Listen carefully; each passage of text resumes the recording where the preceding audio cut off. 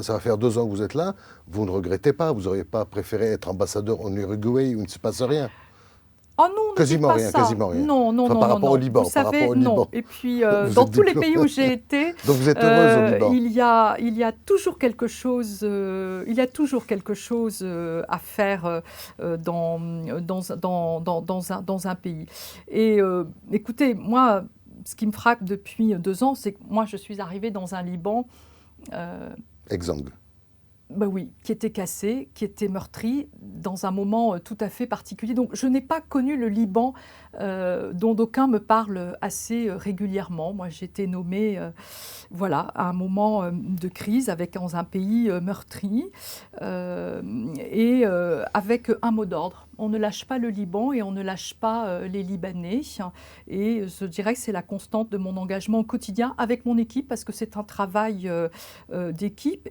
Et ce qui me frappe, en fait, depuis 2 ans, euh, c'est quand même 3 choses, parce que je me déplace énormément dans le pays. Alors ça, vous avez raison, parfois peut-être plus je dirais, certains responsables. Je commence à bien connaître le pays, y Oui. compris dans des endroits que l'on pourrait dire d'improbables, mais qui sont autant de pépites et d'expériences.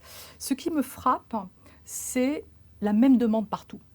La même demande, c'est-à-dire je veux me faire soigner, je veux que mes enfants aillent à l'école, je veux pouvoir nourrir ma famille. C'est-à-dire les mêmes demandes et les mêmes demandes finalement, quand vous prenez un peu de recul, je dirais d'institutions qui fonctionnent, un minimum.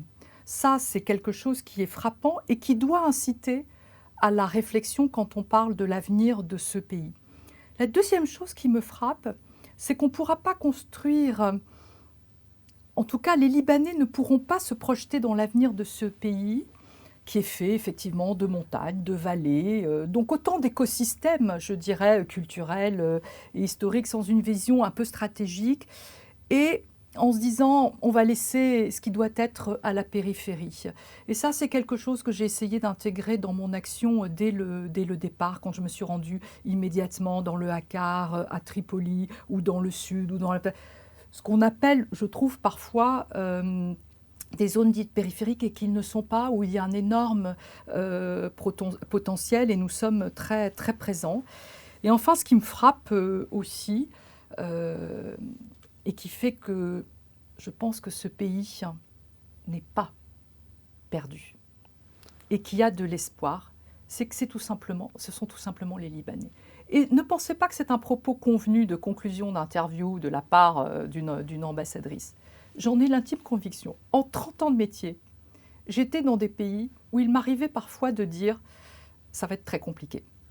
Ça va être très compliqué parce qu'on pourra accompagner, on pourra entourer, mais on n'aura pas forcément le répondant en face. Il y a dans ce pays des talents multiples et vous en avez partout, partout, partout. Il faut juste des jeunes, des moins jeunes, des femmes. Il faudrait juste peut-être leur laisser un peu d'espace. Et quand je vois toutes les initiatives qui ont été prises, en tout cas depuis mon arrivée dans un contexte de post-explosion, il y a dans ce pays un laboratoire d'idées et d'initiatives pour un pays qui, somme toute, est la taille d'un grand département en France. Donc, je dirais le changement peut se voir rapidement. C'est ça qui me fait dire qu'il y a quand même de l'espoir dans ce pays. Ça passera par les Libanais.